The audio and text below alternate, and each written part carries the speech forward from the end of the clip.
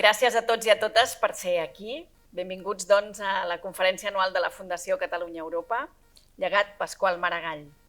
Aquest, sabeu, és un moment molt especial per la Fundació.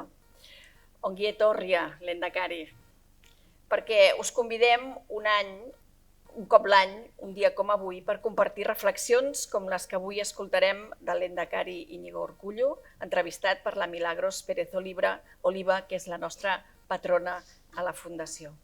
També perquè donem el Premi Llegat Pasqual Maragall, que és el nostre reconeixement a una mostra del talent jove que tenim al país. I també és un moment especial perquè tenim l'ocasió de trobar-nos plegats, xerrar i tornar-nos a trobar.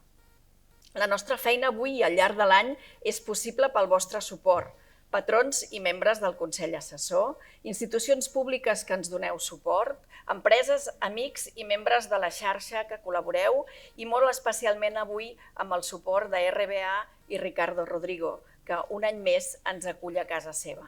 Gràcies, Ricardo.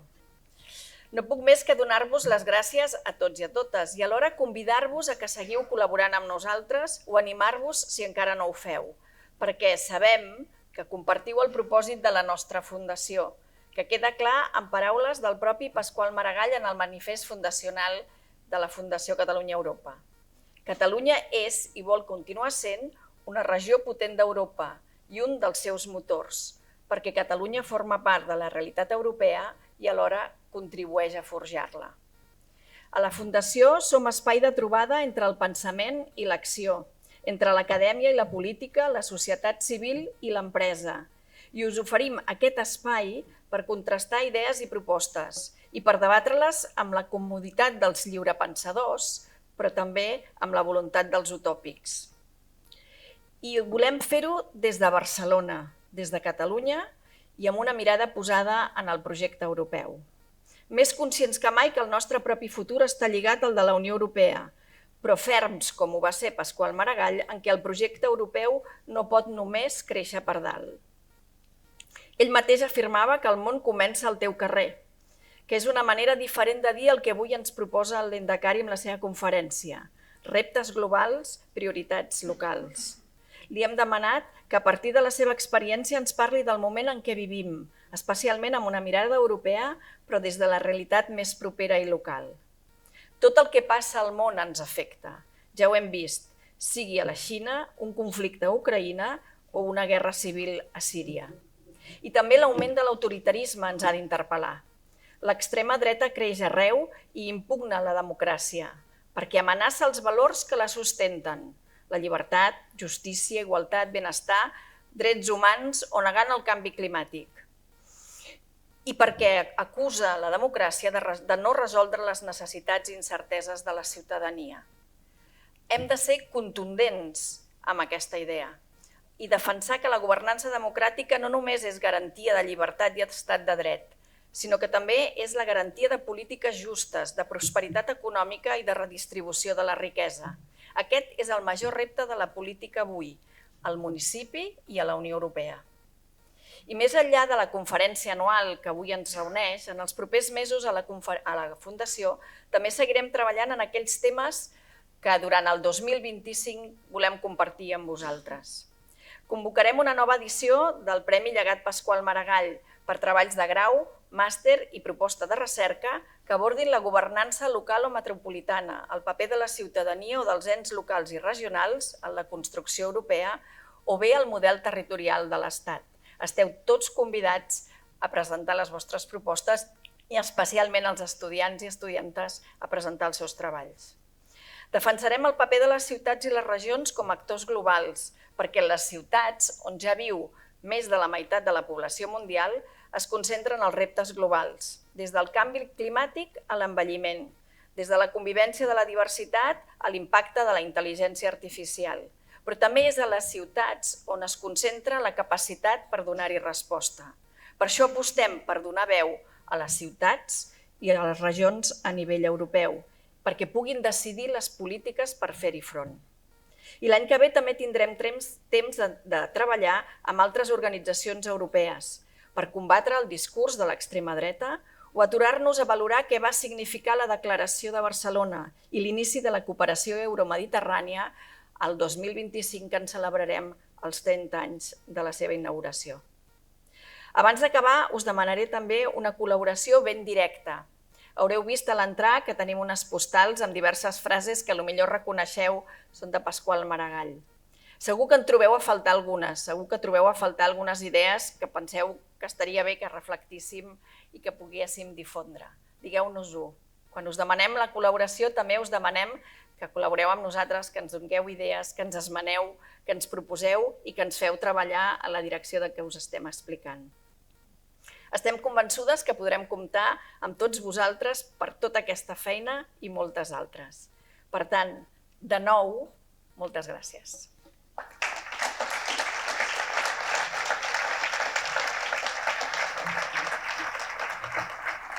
Per al lliurament dels Premis Llegat Pasqual Maragall, donem la benvinguda a l'escenari a Txema Castiella i Mireia Grau en representació del jurat d'aquesta edició i Guillem Maragall, vicepresident de la Fundació Catalunya Europa.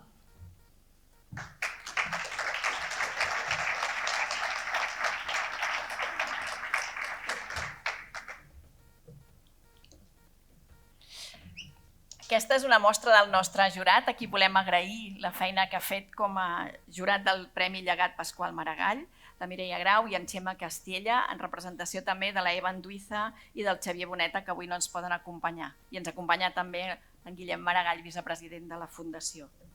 També volem reconèixer el treball de tots aquells que van presentar-se a la convocatòria i no van estar premiats, perquè, com el jurat molt bé va reconèixer, són treballs de molta qualitat i que agraïm que s'hi hagin presentat. Els Premis Llegat Pasqual Maragall 2024 reconeixen els treballs acadèmics que ajuden a preservar el llegat polític del nostre fundador i en aquesta edició els guardonats són els següents.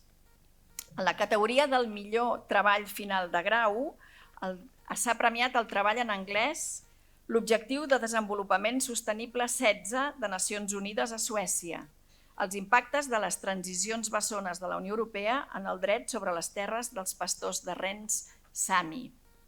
El jurat va destacar que el treball aborda qüestions de gran rellevància global i europea, com ara la sostenibilitat i els conflictes ètnics i territorials, i ho fa d'una manera sòlida i argumentada.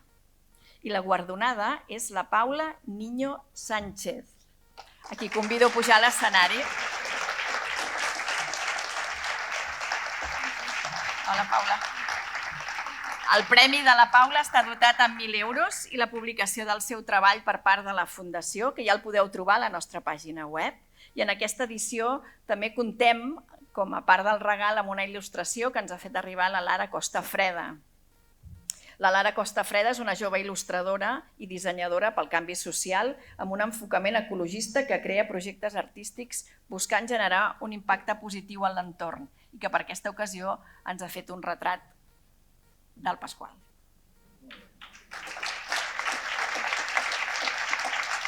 I ara convido la Paula a que ens adreci unes paraules.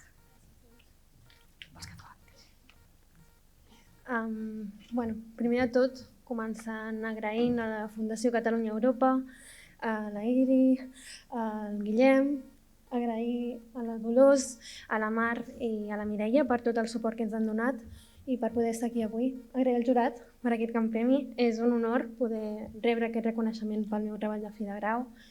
I, més enllà de l'àmbit personal d'aquesta feina, el que més il·lusió em fa d'estar aquí avui és poder transmetre el missatge de la meva recerca.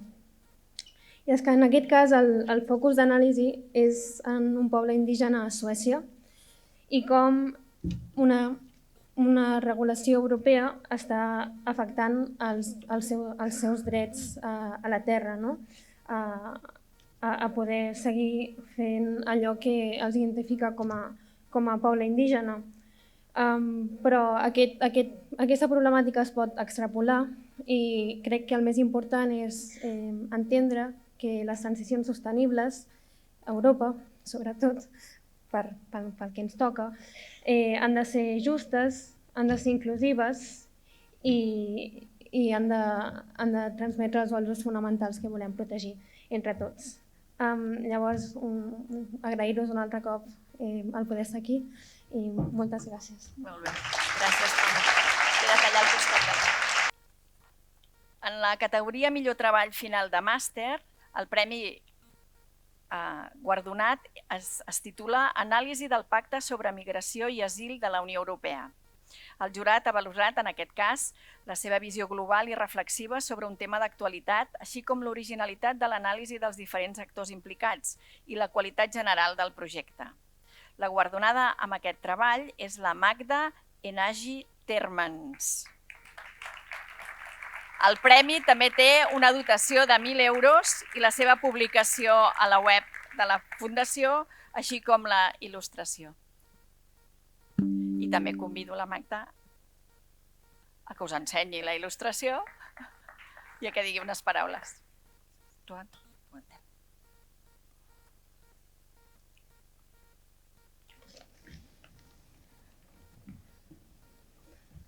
Bona tarda a tothom, moltes gràcies per haver vingut. En primer lloc vull agrair a la Fundació Catalunya Europa i als membres del jurat pel Premi Llegat Pasqual Maragall. Per mi és un gran honor rebre aquest premi. Vaig enfocar el meu treball com una eina de reflexió i per donar a conèixer el nou marc jurídic de la Unió Europea en matèries de migració i asil, el Pacte sobre Migració i Asil de la Unió Europea, especialment el perquè d'aquest canvi legislatiu i les disposicions normatives que susciten més preocupació entre els experts pel que poden arribar a derivar i les conseqüències que poden tenir pels drets humans, sobretot pels migrants i pels sol·licitants d'asil.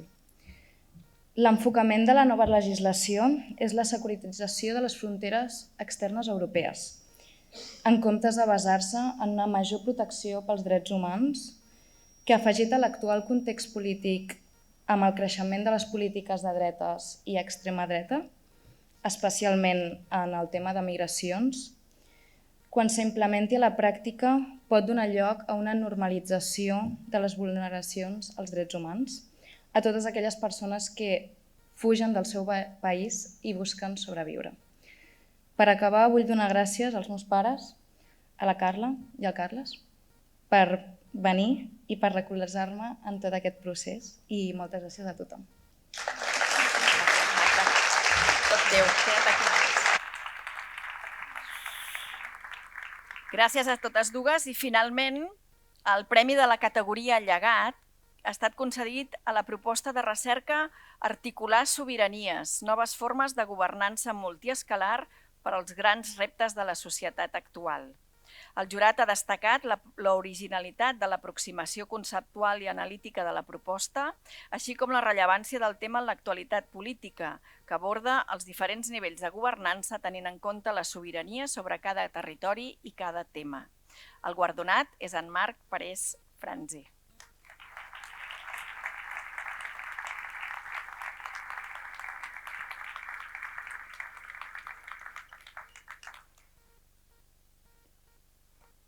Marc? Perdó, haig de dir-vos que ha guanyat el Marc. El premi de la categoria Llegat té una dotació de 4.000 euros destinats a desenvolupar la recerca en 12 mesos. I en el seu cas la publicació no és ara, sinó que l'esperem en un any. I a més amb una presentació i una publicació i una presentació pública que farà del treball de recerca. Ara sí, quan vulgui. Molt bé, gràcies Dolors. Bona tarda a totes i tots. Bé, en primer lloc, com no pot ser d'altra manera, agrair a la Fundació el premi, un premi que és per una cosa que no s'ha fet, per tant encara que és un encàrrec de feina, per tant a diferència de qui m'ha precedit que sí que han fet una molt bona feina.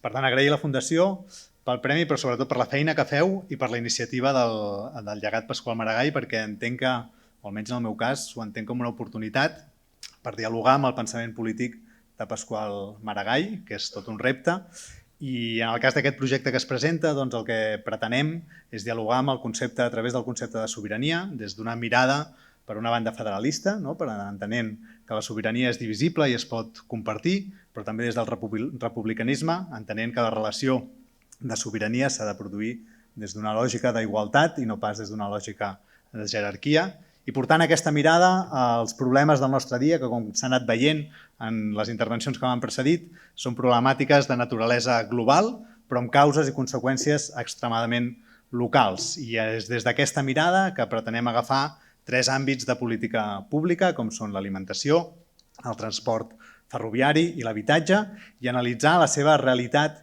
territorial aplicant aquest concepte geogràfic, el de l'escala, per entendre com s'han aplicat les polítiques públiques a Catalunya en aquests darrers anys en aquests àmbits i amb l'objectiu d'identificar les dificultats, els reptes, els desencaixos entre la materialitat territorial d'aquestes problemàtiques i les unitats político-administratives de govern i amb l'objectiu, com deia, de poder produir també propostes que ens ajudin ni que sigui una mica a poder avançar des de la concreció, des de la realitat, a la resolució del conflicte polític, també en la relació entre Catalunya i l'estat espanyol. Per tant, esperem d'aquí un any poder aportar alguns resultats d'aquesta recerca i algunes propostes per continuar avançant en el debat. Moltes gràcies. Moltes gràcies.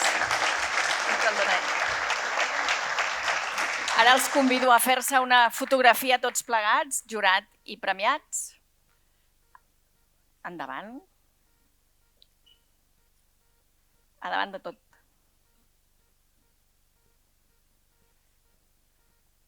I que els aplaudiu de nou.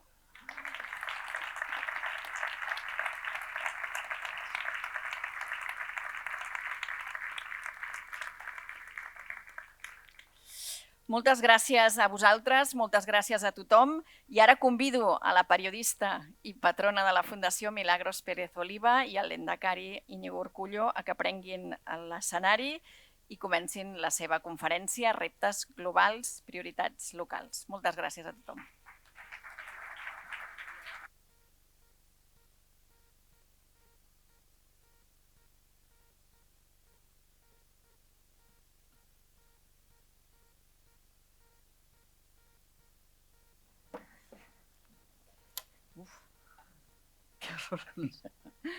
No veiem res. Bona tarda a tothom. És un gran plaer estar aquí. És un placer, lehendakari Urkullu, estar aquí. Crec que el convidat no necessita presentació perquè és un dels protagonistes indiscutibles de la política espanyola dels últims anys. Però vaig a fer un recordatori perquè gent que té una biografia tan extensa i rica com és ell, doncs hem d'extreure uns quants elements que són els definitoris. Va ser president de l'Euskadi Buru Batzar del Partit Nacionalista Basc entre el 2008 i el 2012. De fet, va entrar al Buru Batzar quan tenia 25 anys, és a dir, molt jove. Després va ser lehendakari durant 12 anys, del 2012 al 2024, i a les darreres eleccions basques va cedir el testimoni a l'Imanol Pradales, que com a curiositat va ser un dels seus alumnes quan ell va ser primer mestre d'una ikastola. Per tant, aquesta és una curiositat interessant, a part del semblant físic, que tothom ressalta, diríem. S'ha definit sempre com una persona de consens i, de fet, quan el Buru Batzar el va escollir com a candidat a la lehendakaria, va ser escollit per unanimitat i també va ser votat massivament per les bases del partit. Per tant, va arribar a la presidència amb un bagatge polític i de consens molt important que ha sapigut, a més, fer créixer al llarg de tot el seu mandat. Li va tocar, diria, amb les conseqüències del terrorisme, perquè quan va prendre possessió tot just acabava ETA d'anunciar que deixava les armes. I per tant s'obria una etapa nova de gran esperança, però també de gran dificultat, perquè s'havia de construir una nova convivència. I el lehendakari va tenir una gran intervenció per pacificar una Euskadi que estava molt cansada de violència, que tenia moltes ganes de deixar enrere el terrorisme i que, per tant, va viure aquesta oportunitat com una ocasió important per rellançar el país. I des del seu mandat va fer una aposta molt decidida per millorar les condicions de vida dels ciutadans, per posar èmfasis en l'economia i en les qüestions de la governança quotidiana sense renunciar a les qüestions d'identitat, que també són un element important a Euskadi. recordareu que va tractar de fer de mitjancer entre el president Rajoy i la Generalitat i Carles Puigdemont per evitar que hi hagués la intervenció de la Generalitat de Catalunya amb l'article de la Constitució que finalment es va aplicar i que, per tant, aquest segurament és un dels seus fracassos que segurament lamenta més. En tot cas, a la tardor del 2017 era un moment molt delicat i a Catalunya es va agrair molt aquesta mediació que es va intentar fer. Bé, va deixar el seu càrrec de president i ara té entre mans un projecte que l'acosta molt a la figura de Pasqual Maragall perquè presidirà una fundació europeista que vol impulsar l'eix atlàntic. Dirigirà el Basc Atlàntic, crec que es dirà així. Encara no s'ha presentat, crec que després ens ho pot explicar, crec que se'n presentarà d'aquí a un mes per promocionar els valors democràtics i fundacionals de la Unió Europea i tractar de crear aquesta macroregió per fer de lobby o per defensar els interessos d'aquesta macroregió que va des d'Oporto a la Bretanya francesa. Per tant, té voluntat, com en el seu moment Pasqual Maragall va intentar liderar tota la macroregió mediterrània, doncs aquí tenim un projecte per liderar la macroregió atlàntica. Bé, això és bàsicament ara la seva nova tasca. Bueno, doncs moltes gràcies per estar aquí i si vol després fem una mica de diàleg.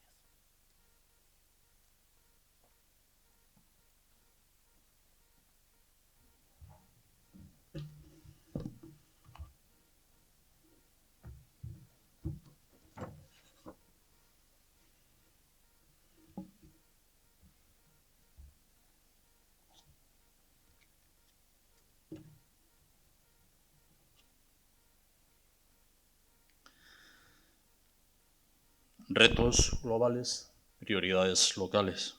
Buena tarde. Arratsaldeon, autoridades, Fundación, RBA, presentes. Agraeixo la seva invitació i possibilitat de compartir amb vosaltres una reflexió oberta sobre la interrelació entre allò global i allò local en el món actual. La dana, especialmente en Valencia, las circunstancias en que vive la Unión Europea, las elecciones en Estados Unidos y las consecuencias para el orden mundial acrecentados por el abismo en el Oriente Próximo y Medio, son hechos muy recientes que nos hablan de esta creciente conexión. Responden a una constatación nuclear en estos últimos años, la irrupción de sucesos imprevistos de fuerte impacto, el carácter inestable y cambiante de la realidad y la gestión de lo único cierto, la incertidumbre. La sucesión de crisis que hemos vivido en los últimos 15 años son también una buena prueba de ello. En un primer ciclo, la crisis económica de 2008, la crisis de la deuda, las sanciones por las vacaciones fiscales y el tax lease de la construcción naval que afectaron a Euskadi en 2012 o el Brexit, no es objeto abordar otras cuestiones como son el proceso de pacificación y normalización en la convivencia en Euskadi y o el convulso escenario político en el Estado español. En un segundo momento, la pandemia declarada en marzo de 2020, la invasión de Ucrania y sus consecuencias en la crisis de la energía, los combustibles, las materias primas y la inflación o los costos de financiación. Sin solución de continuidad, en octubre del año pasado, el ataque terrorista de Hamás y la posterior masacre de Israel sobre Gaza, con la extensión posterior del contexto de guerra a Líbano e Irán y ahora a Siria. Las fronteras entre lo global y lo local están cada vez más difuminadas. Este vínculo global-local no cambia necesariamente los principios de actuación política, pero resitúa su ejercicio con nuevos enfoques. Expondré 5 retos globales que representan prioridades locales. Recurro a una referencia como es la Agenda 2030 de Naciones Unidas y que ofrece 3 claves de análisis. En primer lugar, 5 esferas de importancia crítica para la humanidad, las denominadas 5P, personas, planeta, prosperidad, paz y partenariado. En segundo lugar, 3 transiciones en las que está inmerso el mundo actual, la transición hacia la la transición tecnológico-digital, la ecológico-medioambiental y la demográfica social. En tercer lugar, su plan de actuación plasmado en sus 17 Objetivos de Desarrollo Sostenible, que comportan el impulso de 3 grandes transformaciones: social, ambiental y económica. Señalo 5 grandes retos globales que enfrentamos. Su orden de exposición no implica jerarquía de importancia. Primero, paz, convivencia, democracia. Yemen, Irak, Siria, Afganistán, Birmania, Sudán del Sur, Etiopía, Somalia, Sahel, República Democrática del Congo, Ucrania, Gaza, Israel, Líbano, Irán. Las guerras, los conflictos armados, el terrorismo y las tensiones geopolíticas continúan siendo una amenaza para la seguridad global. Las principales instituciones y actores internacionales se muestran incapaces de encauzar esta peligrosa situación. La paz es un concepto tan referencial como maleable. Para evitar su instrumentalización, se necesitan indicadores claros. Apunto, entre otros, los siguientes: respetar las resoluciones de Naciones Unidas, la legalidad internacional y el derecho internacional humanitario, promover el multilateralismo y actuar de acuerdo con el mismo, destacando y descartando acciones o soluciones unilaterales, promover y desarrollar procesos de diálogo y negociación con mediación internacional, otorgar preferencia inequívoca a la protección de la población civil y a la asistencia humanitaria. El reto mundial es fortalecer las instituciones internacionales multilaterales y consolidar una conciencia cívica global por la paz y frente a la guerra. La convivencia que sustenta la paz es un equilibrio muy delicado que está en juego constantemente. La prioridad, desde un punto de vista local, es la defensa de una cultura de paz, convivencia, pluralismo y derechos humanos. Esta prioridad comporta algunas vertientes de atención preferente, como la educación en derechos humanos. También la construcción de una memoria crítica de la historia, de la violencia en nuestro entorno y en el mundo, así como la pedagogía para una convivencia intercultural e interreligiosa y en relación con la migración. 2. Desenvolupament humà, sostenible, compartit. El mejor y más seguro sistema económico es aquel que consigue que sea más beneficioso para el mayor número posible de personas en el mayor número posible de lugares. Por un principio de solidaridad y por un principio pragmático, el reto global de la comunidad internacional es asumir su responsabilidad frente a la pobreza y el hambre. Tengo muy presente el objetivo de la cumbre del G20 celebrado hace escasamente un mes en Brasil: fortalecer la cooperación norte-sur y repensar el papel de la cooperación al desarrollo, así como seguir extendiendo una conciencia ciudadana de solidaridad. El mundo necesita extender políticas fiscales, servicios públicos y sistemas de protección social que aseguren un nivel de vida digno para toda la ciudadanía. Necesita promover una redistribución equitativa de recursos y un compromiso genuino con el desarrollo sostenible. La desigualdad económica y social persiste tanto entre países como dentro de cada país. Esta desigualdad no solo genera injusticias, sino que también socava la cohesión social, contribuye a la inestabilidad política y frena el desarrollo económico sostenible. Desde el punto de vista local, la inversión que no gasto en educación, salud, empleo y condiciones laborales de calidad y políticas sociales son prioridades para lograr reducir las brechas socioeconómicas. La calidad de vida o la calidad de los servicios públicos es fundamental para el bienestar de cualquier sociedad. Todo ello, el reto de la solidaridad y la cooperación internacional frente a la injusticia y la miseria en los países empobrecidos es crucial en un mundo interconectado. 3. Planeta, clima, transformación energética. La acumulación de gases de efecto invernadero está provocando un aumento de las temperaturas globales. Los casquetes polares se derriten, sube el nivel del mar y se concatenan los fenómenos meteorológicos extremos. Las comunidades más vulnerables, especialmente en los países en desarrollo, son las que sufren las peores consecuencias. El cambio climático es uno de los mayores retos y desafíos globales del siglo XXI. Requiere una gran alianza de acción conjunta de todos los países del mundo, con una financiación acordada. El poco éxito de la COP29 en Bakú o el posible negacionismo de la que será la nueva administración estadounidense pueden sumirnos en la impotencia. También la extensión de la cultura Not in my backyard, todo el mundo quiere energía y energía limpia, pero no en mi patio trasero. Sin embargo, la alternativa a la desesperanza es la insistencia democrática, razonada y justa de una acción política y social que nos debemos y debemos también a las generaciones jóvenes. Desde el punto de vista local, las prioridades son la reducción de emisiones de gases de efecto invernadero y la generación y uso de energías renovables y tecnologías limpias. Es fundamental desarrollar un esfuerzo compartido para socializar y extender este compromiso como respuesta al reto y desafío del cambio climático. 4. Demografía, migración, juventud. El mundo enfrenta una crisis demográfica con dos fenómenos contrapuestos: envejecimiento de la población en países desarrollados y crecimiento poblacional en regiones menos desarrolladas. Los impactos de este desequilibrio en el contexto europeo son variados. La baja natalidad y sus consecuencias en el sostenimiento del estado del bienestar o el relevo generacional o de mano de obra, la acogida e integración de la migración frente a populismos y demagogias, o el creciente incremento de recursos económicos y sanitarios y de cuidados para una población cada vez más envejecida. El reto es global y el desafío primordial es extender en el mundo una gestión humana, solidaria y equilibrada de la migración.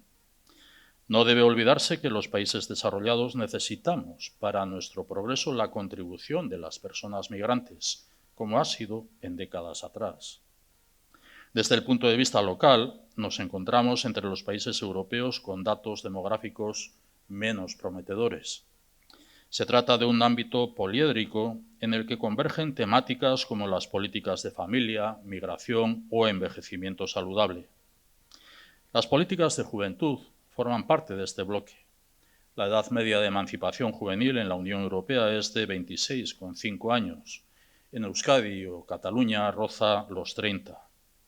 La emancipación tardía de las personas jóvenes es síntoma de sus dificultades para impulsar con autonomía su proyecto de vida personal, familiar o laboral.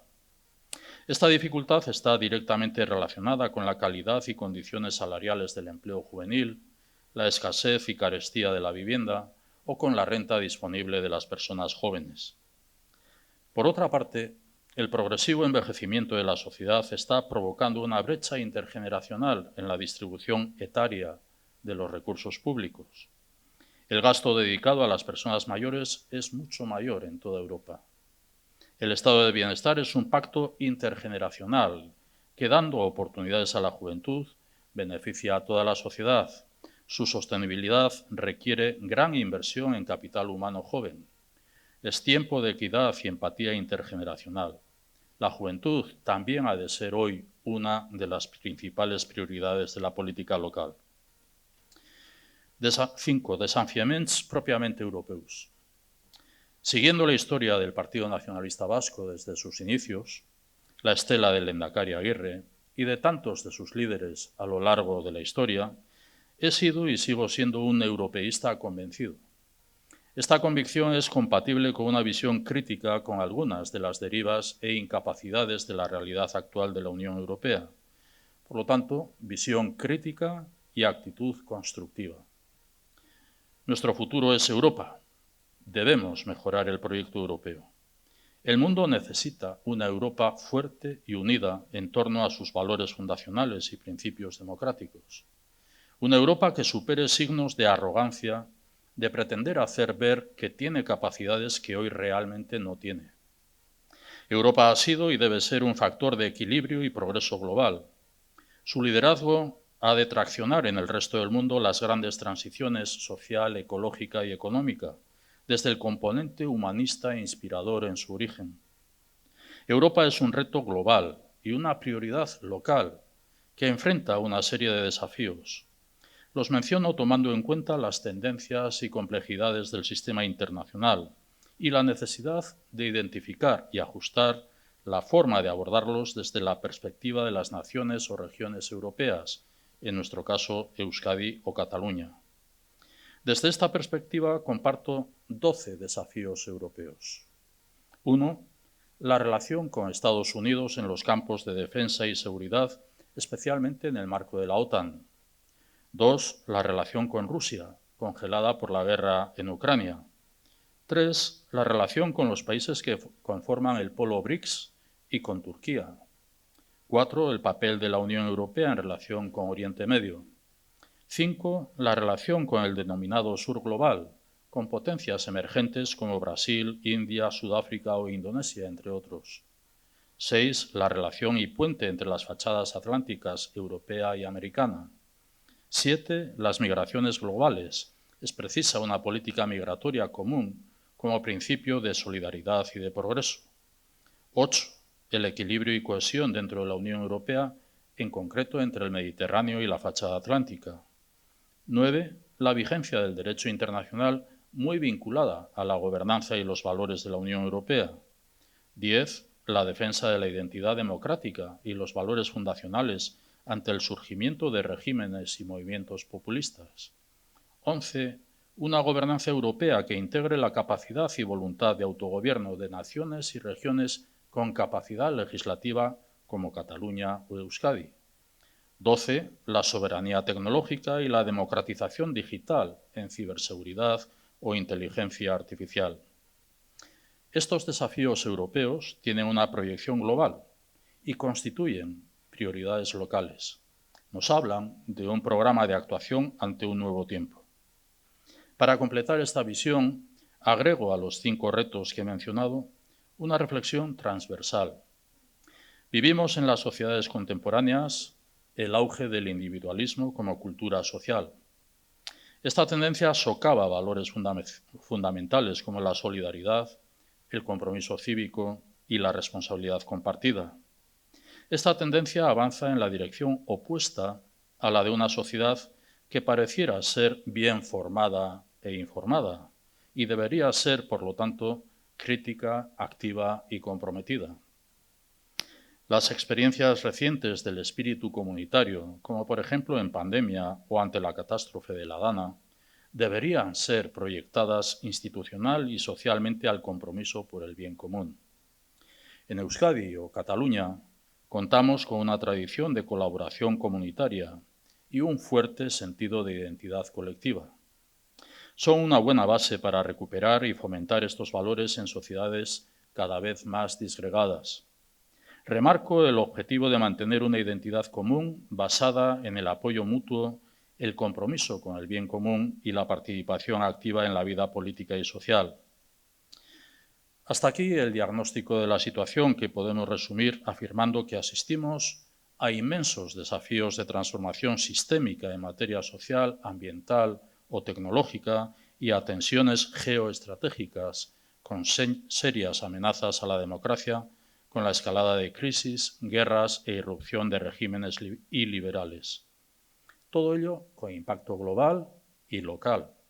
Todo ello en un contexto de populismo creciente, con bulos y discursos de odio. Todo ello, además, con una cultura social caracterizada por la prevalencia del individualismo y la devaluación del compromiso con lo comunitario.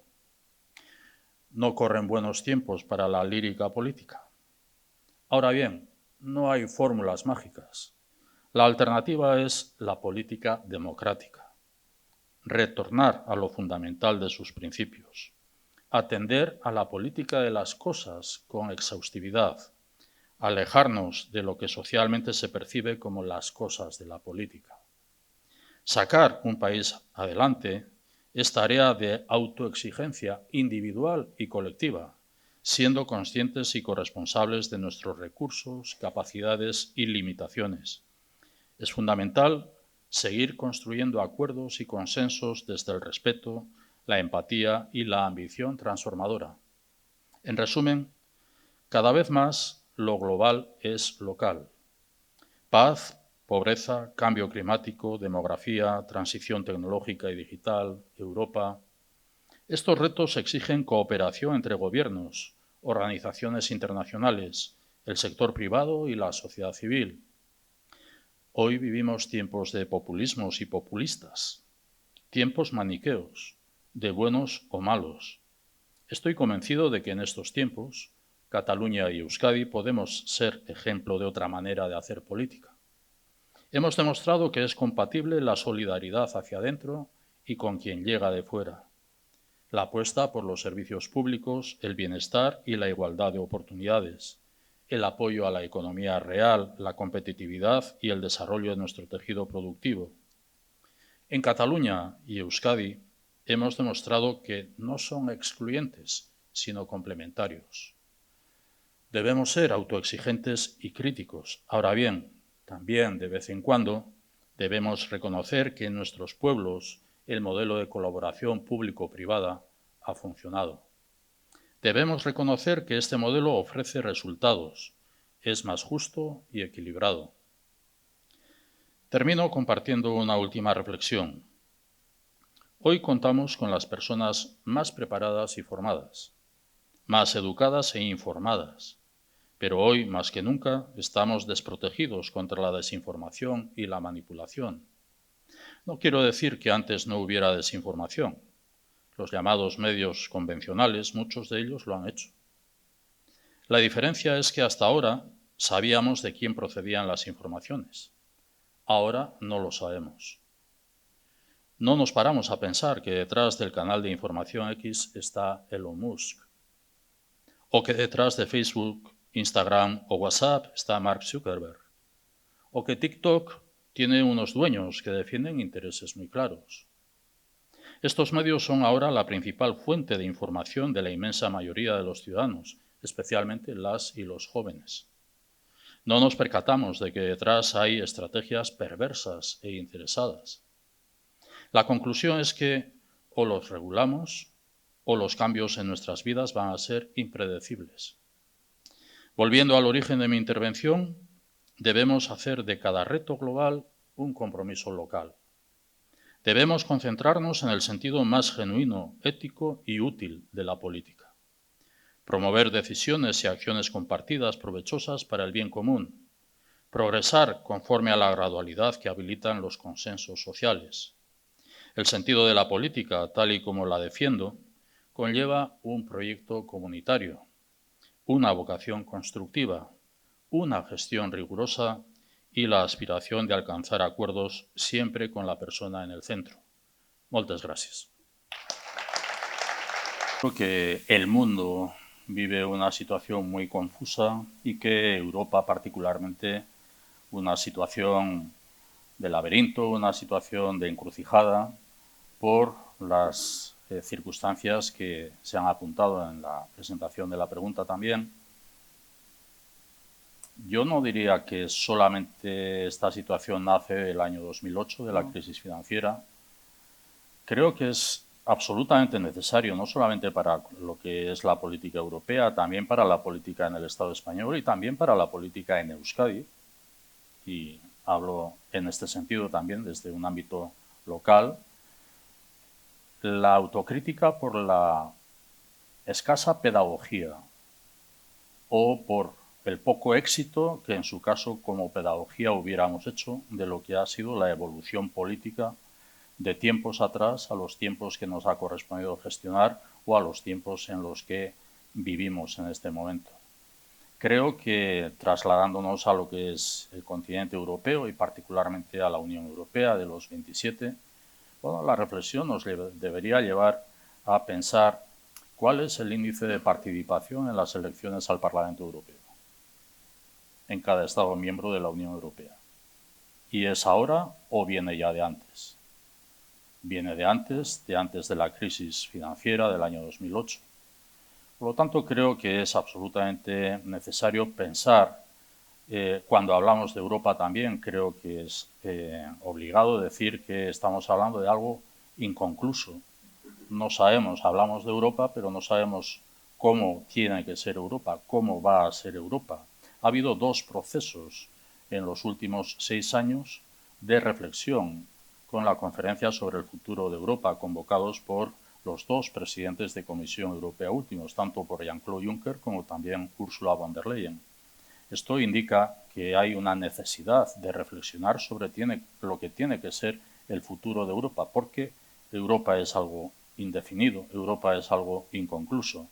Yo apelo a lo que es la recuperación de los valores fundacionales, el valor y los principios democráticos de la Unión Europea y hacer pedagogía constantemente ante lo que es una sociedad en la que generacionalmente también hemos de poner en valor que ya han transcurrido, por ejemplo, en el Estado español, más de 40 años desde lo que se dijo la transición a la democracia. El año que viene se van a cumplir 50 años de la muerte del general Franco, del caudillo, del dictador. Bien, más de 40 años. Hay una generación ya entre nosotras y nosotros que superamos la edad de los 50 años. Hay una generación que ha nacido en democracia y que, por lo tanto, no es consciente y no es capaz, por lo tanto, de valorar lo que ha sido el esfuerzo por conseguir que vivamos en un Estado social y de derecho, en un Estado con unos valores determinados, en un Estado con lo que es un estado de bienestar también. Lo mismo lo podríamos aplicar a Europa y lo mismo desde el Estado español con la incorporación, la inclusión en la Unión Europea en el año 1986.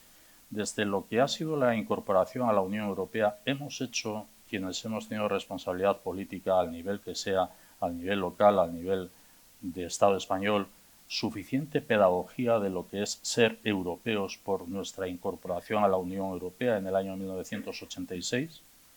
Hacemos una suficiente pedagogía de lo que supone la heteronomía ya en este momento en la toma de decisiones por parte de las directivas europeas. Creo que no hacemos la pedagogía suficiente de lo que es Europa o de lo que debería ser Europa, de lo que es ser ciudadanos europeos. Y en ese contexto crece también lo que pudiera ser la amenaza, el riesgo de los populismos que están caracterizados por los extremismos, sean de derechas, que es lo más notorio, lo más visible, o puedan ser también de izquierdas, de extremas izquierdas.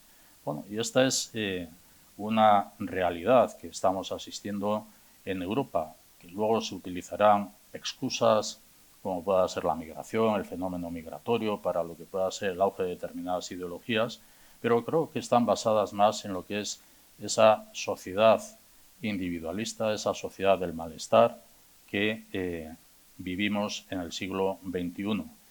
Por lo tanto, yo creo que es muy importante que en el seno de la Unión Europea, de los Estados miembros de la Unión Europea, de la propia Comisión Europea, del Consejo de Europa, del Comité de Regiones, se plantee la necesidad de lo que en el futuro ha de ser Europa, sí, pero la pedagogía constante de los valores y principios democráticos que inspiran lo que tenga que ser la Unión Europea o que inspiraron lo que en su momento fue la creación de la Unión Europea.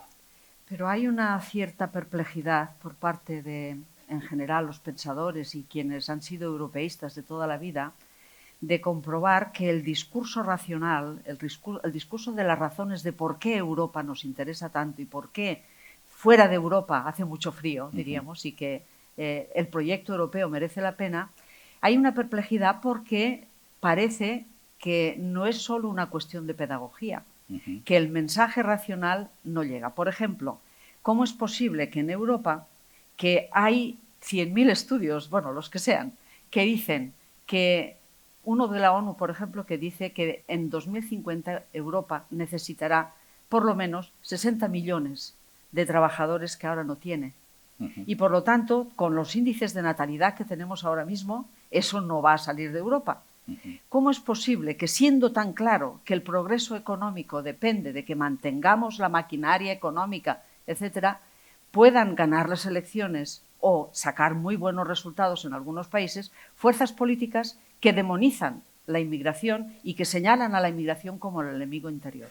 Ahí no es una cuestión... ¿Qué hemos fallado? ¿Hemos fallado porque no hemos hecho suficiente pedagogía? O es que me temo que con la pedagogía no sé si vamos No, Con la pedagogía sola no sé dónde si no, vamos a llegar. la pedagogía no es solamente el factor que ayudaría a interpretar lo que es el valor de Europa, de la Unión Europea, pero es un elemento fundamental en lo que tenga que ser la puesta en valor. No solamente a nivel europeo, yo creo que estamos dentro de los Estados miembros de la Unión Europea, también a nivel interno, absolutamente urgidos y necesitados también de hacer esa labor de pedagogía, no mirando solamente a Europa. Europa está en un proceso de envejecimiento y es un proceso imparable por el momento por varias generaciones. A finales de siglo, ¿qué población va a tener el continente africano? Esta no es una cuestión que afecta a la Unión Europea solamente, también a China. China ha pasado también de unas políticas de limitación en el número de hijos, ahora a estar preocupada por lo que es el envejecimiento de la población china y también plantear la necesidad de alguna manera, abrir, liberar lo que pudiera ser esa limitación de tener un número de hijos determinado. Se han encontrado que ahora que no hay limitación, la gente no quiere. Es que esa es la sociedad que hemos generado. La sociedad que hemos generado como consecuencia del estado de bienestar. Hay un cambio cultural absoluto y tenemos que saber que eso es una realidad, pero cómo trabajar ante esa cuestión. Antes hablaba de la emancipación de la juventud, de los proyectos de vida familiar o proyectos de vida laboral de la juventud, la edad de emancipación. Bueno, esta es una cuestión a largo plazo. Hoy las diferentes administraciones estaremos actuando y poniendo medidas para intentar que las condiciones laborales, salariales de los jóvenes sean mejores, para aquellas personas con una mayor educación que generaciones anteriores puedan tener un ámbito de trabajo. Estaremos preocupados, como lo estamos todas y todos, por lo que es el efecto de la vivienda, los alquileres sociales, la propiedad privada, las zonas tensionadas. Estamos preocupados por lo que pueda afectar a un proyecto de vida familiar y un proyecto de vida individual, laboral, de la juventud.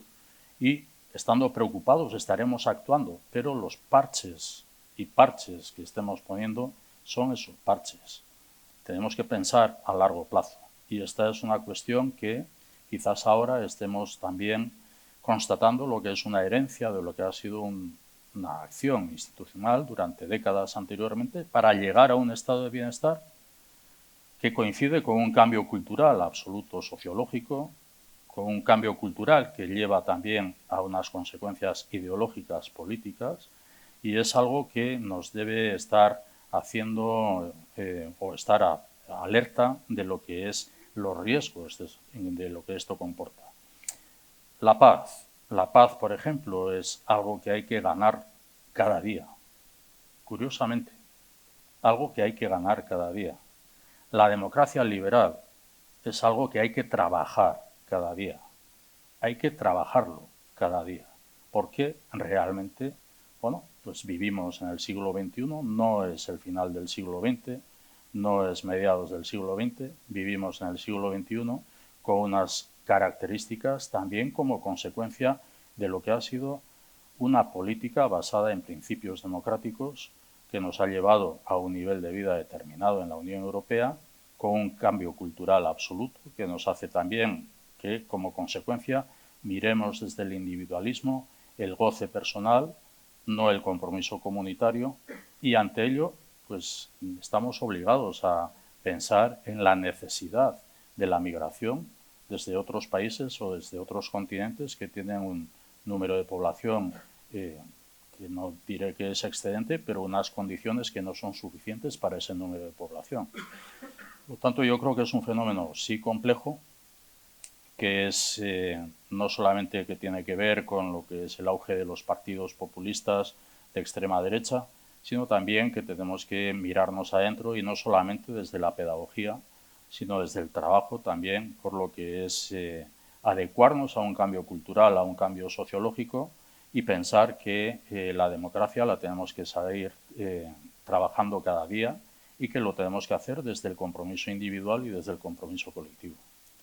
Da la impresión de que aquella ofensiva que hubo contra el estado de bienestar con el neoliberalismo de los años 80, la desregulación laboral, la desregulación financiera, todo tipo de desregulaciones, que es un modelo económico que ahora consideramos que ha fracasado, y la prueba de que ha fracasado es que la crisis del 2008 se abordó desde Europa con la austeridad y la crisis de la COVID se ha abordado con un planteamiento totalmente distinto, pero en cambio una política económica fracasada nos encontramos que está dando unos resultados políticos exitosos, porque ese individualismo, ese malestar que se canaliza, los jóvenes votando a la derecha, extrema, diríamos ya los populismos extremos, esto es un desacople, de alguna manera, entre las consecuencias y las consecuencias de esas políticas económicas las estamos pagando ahora. ¿Cómo podemos revertir esa situación?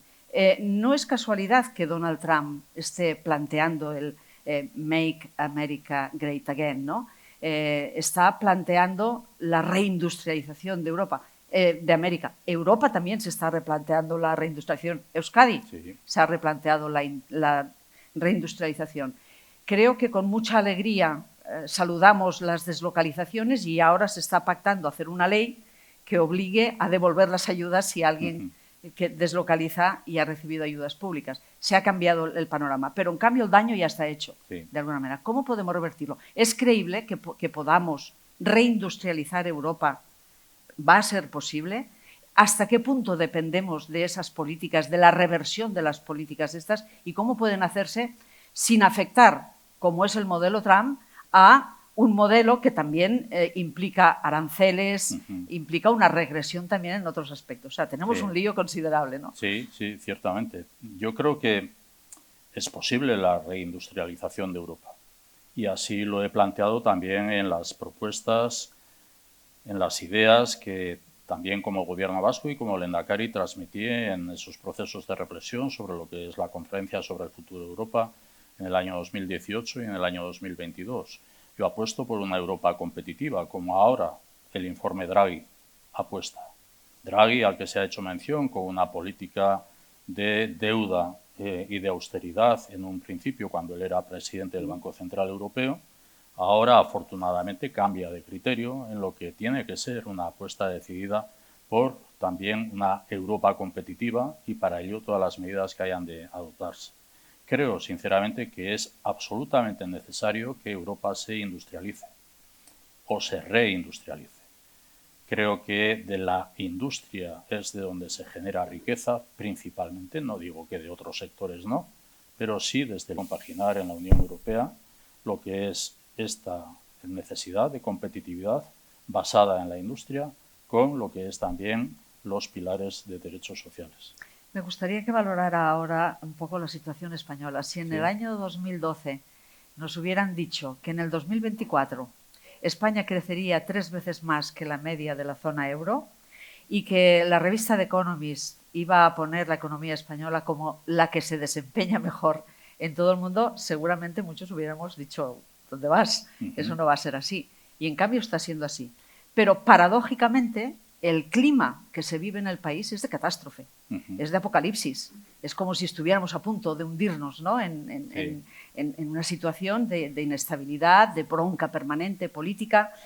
Aquí tenemos varios debates pendientes, ¿no? Uno, me gustaría que valorara cómo está la situación española desde el punto de vista económico, pero también desde otro punto de vista, que es el territorial, que es uno de los aspectos que más contribuye a esta inestabilidad política o a esta situación.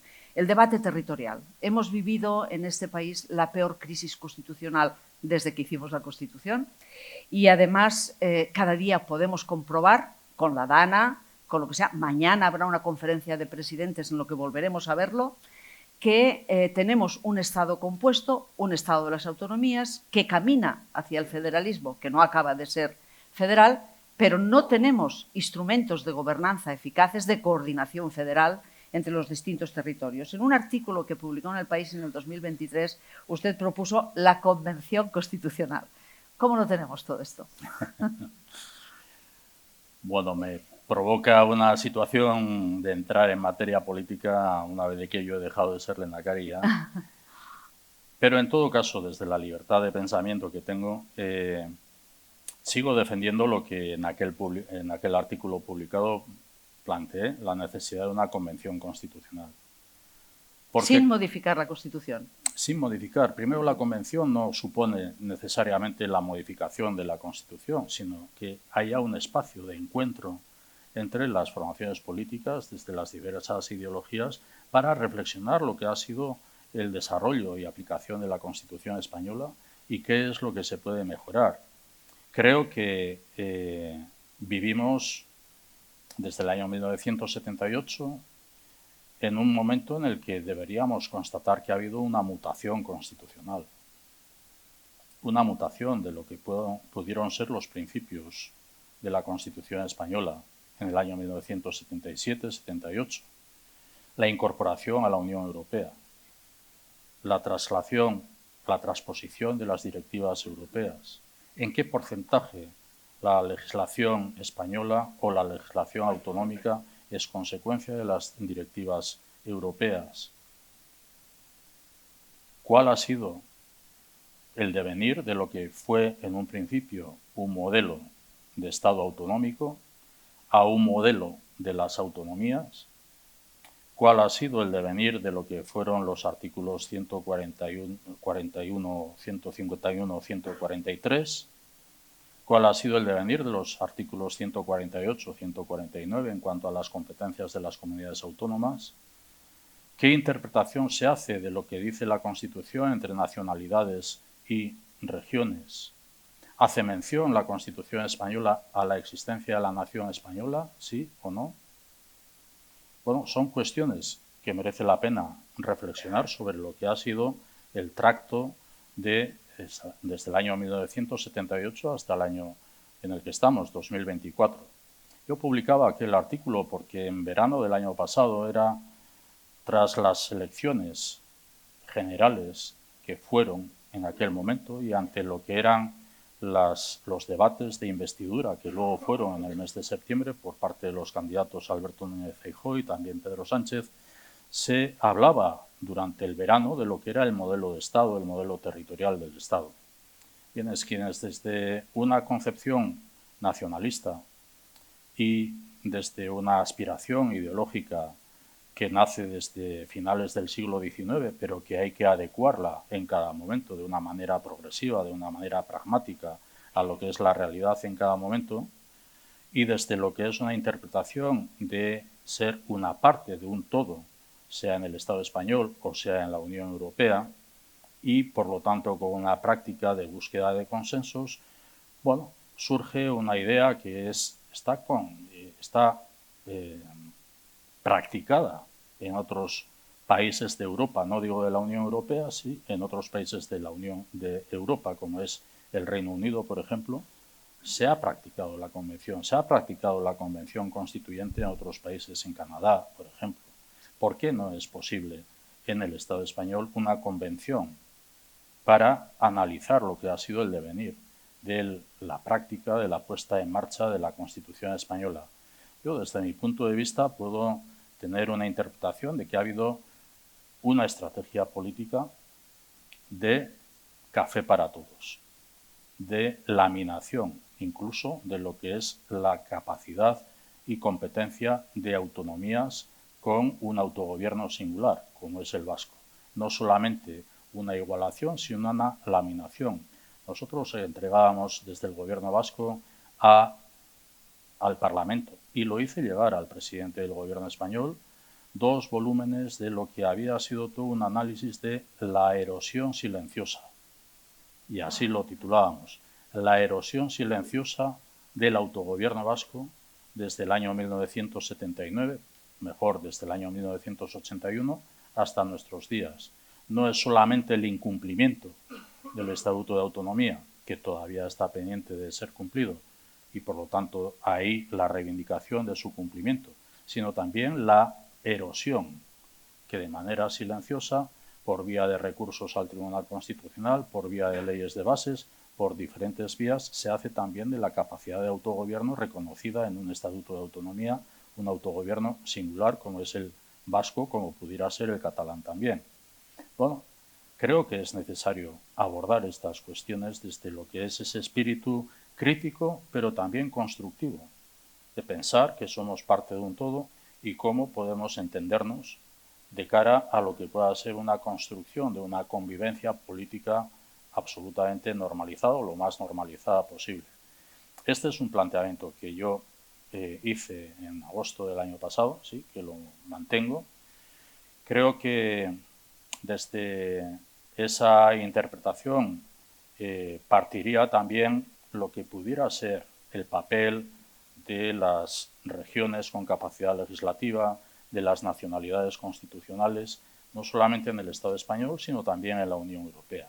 Y en este sentido también yo tengo un planteamiento que incluso Cataluña participa también de una iniciativa que es una iniciativa denominada RELEG, que es las regiones con capacidad legislativa, nacionalidades constitucionales, que aspiramos como entes subestatales que somos, como entes subestatales, a tener una participación, una presencia en lo que es las instituciones europeas también, desde un concepto de formar parte de Estados miembros y de participar junto con la representación de Estados miembros y, sobre todo, en aquellas cuestiones que son de competencia de gestión de las comunidades autónomas en base a sus estatutos de autonomía. No, creo que todo esto necesita una reflexión. Hoy, en este momento, no parece que eso sea posible.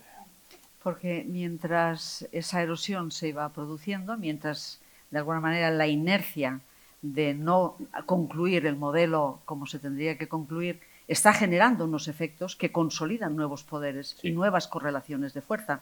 Y desde este punto de vista también cree que tendría que revisarse el papel de Madrid, porque hace muchos años Pascual Maragall escribió un artículo que decía Madrid se va, después dijo Madrid se ha ido. Y ahora mucha gente está empezando a escribir Madrid es el agujero negro de España, que lo capaz de absorber toda la energía como los agujeros negros, ¿no? Del país. ¿Tiene que revisarse también esto? Sí, no, yo creo que este es un fenómeno internacional a nivel mundial. El efecto capital. El efecto capital que lo que hace es atraer, absorber, es una aspiradora como efecto capital, que no significa que eso sea una consecuencia o traiga como consecuencia un incremento en su Producto Interior Bruto, pero sí en lo que es el atractivo para grandes empresas no productivas, sino por el hecho de estar en Madrid, por tener su sede en Madrid como efecto capital. Y creo que esto es un fenómeno a nivel internacional, como decía al principio, pero que distorsiona también el concepto de un modelo autonómico con lo que es la interpretación del centro y lo que de alguna manera ya peyorativa se considera la periferia. Esto tiene también sus consecuencias en no solamente el efecto capital, también el efecto ciudades en las comunidades autónomas, en lo que pueda ser el despoblamiento de las zonas rurales o el vaciamiento de las zonas rurales para lo que es el incremento en las zonas urbanas, pero eso tiene también su consecuencia en lo que es el modelo de Estado desde lo que es la Comunidad de Madrid y particularmente la capital del Estado español. Estamos ya casi al final, pero no me resisto a abordar un último tema, si me dejáis. Bueno, ha hablado en la última parte de su discurso sobre el tema de la desinformación, de los bulos. Estamos en un tiempo, a ver, ahora todo el mundo mira hacia atrás y dice, bueno, Goebbels ya mentía, ¿no? Y Goebbels ya regalaba transitores para que la gente pudiera, con la condición de que lo pusieran en la ventana y lo pudieran oír los vecinos, diríamos, ¿no? Bueno, lo que pasa es que ahora tenemos, como se ha dicho, unos instrumentos de lanzamiento de las consignas, de los argumentarios, etcétera, impresionantes. Y, por lo tanto, la desinformación tiene mucho más poder de persuasión que la que podía tener en tiempos pasados. Pero, además, tenemos una clase política, no me gusta decir clase política, sino que tenemos unas estructuras políticas que piensan que pueden construir realidad a partir del discurso, a partir del relato, que una vez consiguen introducir en el cuerpo electoral o social un determinado relato que no se corresponde muchas veces con la realidad, pero que es percibido como real, acaba condicionando esa realidad. El ejemplo lo tenemos muy claro en el último CIS que se hizo sobre inmigración, que pasa, me parece que era el 6º o 7º lugar al primero, como preocupación del país. Principal preocupación de los ciudadanos, cuando si se les pregunta qué relación han tenido con la inmigración personal, pues la respuesta es mucho más positiva. Eso es creación de realidad, porque naturalmente las personas que piensen que la inmigración es un gran problema en este país, a la hora de votar harán más caso a unos programas que a otros, diríamos, ¿no? ¿Cómo se puede luchar contra la desinformación y contra esta manipulación sistemática, persistente, que además arrastra a todos los medios y que se practica desde el poder político con todo el descaro y toda la impunidad del mundo? El presidente del Gobierno ha lanzado un plan, pero ¿qué fe podemos tener en ese plan o qué tendríamos que hacer? Es muy difícil tener fe en ese plan, no porque sea el presidente, ni porque sea un plan, sino porque parte de cada uno y de cada una. Es una actitud personal, individual, que también la tenemos que llevar a la interpretación colectiva. Desde lo que es el segmento de población más joven, qué herramientas de comunicación utilizan, qué herramientas de información utilizan y en ese sentido, bueno, qué capacidad de influencia tienen esas herramientas. Y ya estoy hablando de un segmento infantil, juvenil, que por lo tanto no se mueve en parámetros de política, de la influencia política, sino de la influencia en otros ámbitos. Emocional. En otros ámbitos de su vida. Por lo tanto, es una cuestión compleja. La utilización de los datos, el dilema que existe en estos momentos de si uno forma parte o está suscrito a lo que es una red determinada y si por lo que es la práctica de esa red y ahora mismo se desafecta de esa red o si lo tiene que dejar o no lo tiene que dejar. Existe en este momento un dilema sobre si es mejor mantenerse y desde lo interior plantear batalla o si es mejor salirse por lo que es la utilización de esas redes. Bueno, es un dilema, por lo tanto, muy difícil. Yo opté por salirme hace ya 3 años, hace 4 años, de una red social y opté por no tener redes sociales, personalmente. Porque frente a esa tesis de lo que es que las redes sociales pueden servir para informar, bueno, depende de la voluntad de cada uno.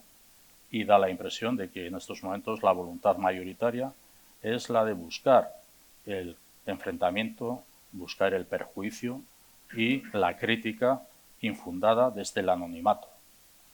Y en ese sentido yo creo que tenemos una situación muy compleja, muy difícil, que nace desde ese concepto de posverdad también, que ya hace 8 años o 9 años, yo creo que antes de lo que eran los fake news y de los bulos, se utilizó el concepto de la posverdad también desde los medios de comunicación. Todo esto, quienes tenemos una responsabilidad institucional, supongo que lo viviremos con mucha ansiedad, porque estamos en el debate entre el dato y el relato. El dato y el relato. Bueno, en Euskadi, por ejemplo, una referencia es en el concepto de cohesión social que afecta a la inmigración. Inmigración que no hemos de olvidar en las comunidades autónomas, antes de lo que es el mundo globalizado en el que vivimos, hemos gozado de un fenómeno migratorio interno en las comunidades autónomas y que eso ahora parece que lo tenemos olvidado para no aceptar que necesitamos también la migración de otros países, que no es por lo tanto una migración interna. Pero vulnerabilidad, de exclusión social o en otras situaciones eran personas autóctonas frente a las perceptoras que eran personas migrantes. Bueno, este discurso corrió riesgo de calar en buena parte de la sociedad, que no digo que no haya calado, pero que afortunadamente, bueno, se ha gestionado ese relato, se ha gestionado, yo creo que de manera inteligente por el resto de formaciones políticas, al ver que había una formación política que lo utilizaba. Claro, es más fácil actuar cuando identificas quién es el que utiliza el relato, es mucho más difícil cuando no identificas quién es el que utiliza el relato. Y ese es el reto que tenemos. Ese es uno de los retos, porque hay muchos, pero lo tenemos que dejar aquí, porque realmente los problemas nos repasan. Sí. Pero bueno, ya hemos hecho un poco de reflexión, hemos hecho bailar las neuronas también, sí. Así que muchas gracias. De eso se trata. Es que ricasco, muchas gracias.